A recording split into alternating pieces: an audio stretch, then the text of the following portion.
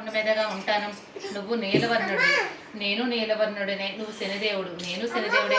శం అంటే సుఖము, నీటి అంటే ఇతని వలన భక్తులకు అందించబడుతూ ఉంటుంది. నువ్వు తలుచుకుంటే నీ భక్తులను మహారాజాధిపతులను చేస్తావు. నేను అంతే కదా. నువ్వు సప్త మహాగ్రహానివి, నేను సప్తగిరీశ్వరుడును.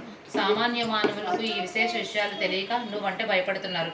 నన్ను వేరుగా చూస్తున్నారు. నువ్వు కోరిన వరాన్ని అనుగ్రహిస్తున్నాను. భక్తులు ఒక శనివారం నాడు ప్రారంభించి 7 శనివారాల పాటు నిన్ను ముందు పూజించి ఆ తర్వాత నన్ను పూజిస్తూ ఒక మహావ్రతంగా ఆచరిస్తారో వారికి నువ్విచ్చే ఫలంతో పాటు నా సంపూర్ణ అనుగ్రహం కూడా లభిస్తుంది. సమస్త శని దోషాల నుంచి వారు విముక్తులై సౌఖ్యాన్ని పొందుతారు. ఆయుర ఆరోగ్య ఐశ్వర్యాన్ని సకల శ్రేయస్సులను పొందుతారు. ఇందులో సంశయమేమీ లేదు అని వరమిచ్చాడు. సౌనికాది మహామునులంతా సూతుడు చెప్పింది విని చాలా ఆనందించి ఈ సప్త శనివార వ్రతం ఆచరించి శ్రీనివాసుని అనుగ్రహం పొందిన వారెవరైనా ఉంటే వారి కథను వినిపించమని అతనిని అడిగారు. సూతుడు చెప్పడం ప్రారంభించాడు. కుమ్మరవాణి భక్తి. ఆదిత్య పురాణమున భగవంతుడు కృతయుగమున నరసింహస్వామిగాను, త్రేతాయుగమున శ్రీరామునిగాను, ద్వాపరయుగమున శ్రీకృష్ణుడిగాను, కలియుగమున శ్రీ వెంకటేశ్వర స్వామిగాను వెలిసినని చెప్పబడింది.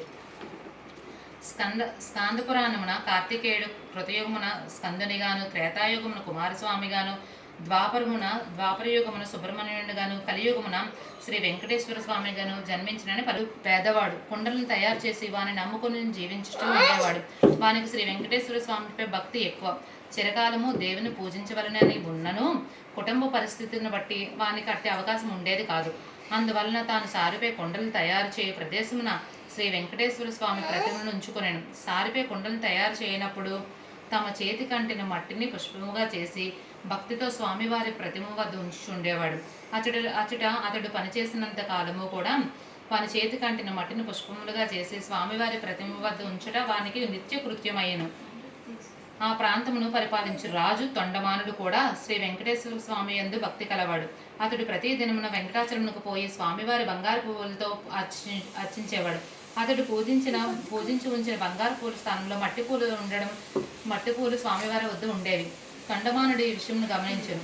తానుంచిన బంగారు పూల స్థానమున మట్టి పూలు ఉండటం వానికి అర్థం కాలేదు. అర్చకులు తానుంచిన బంగారు పూలను అపహరించి మట్టి పూలు ఉంచుతున్నారు అని అనుమానించను. తన భటులను కాపలాగా ఉంచును. రాజు ఎన్ని విధాలుగా ప్రయత్నించినను బంగారు పూల స్థానంలో మట్టి పూలే స్వామివారి వద్ద ఉండేవి. మహారాజునకు మానసిక వ్యధ పెరిగింది. చింతాపీడితుడైన వానికి శ్రీ వెంకటేశ్వర స్వామి కలలో కనిపించను. రాజా, సమీప గ్రామమున భీముడైన కుమ్మరివాడు ఒకడు కలడు. అట్లా చేసి నా ప్రతిమ వద్ద ఉంచుచున్నాడు. అతడు కుమ్మరి అయినను కొండలు చేయుచున్నను. నన్ను నిత్యము జావున అతడుంచిన మట్టి పూలు ఇచ్చటి నా సన్నిధిని చేరుచున్నవి. నేను ఉంచుడి బంగారు పూలు అతడుంచిన పూల యందు నిలవలేక అదృశ్యమగుచున్నవి. భక్తిలో అతడు నీకంటే ఉత్తముడు, విచారింపకము అని రాజు ఓరడించెను.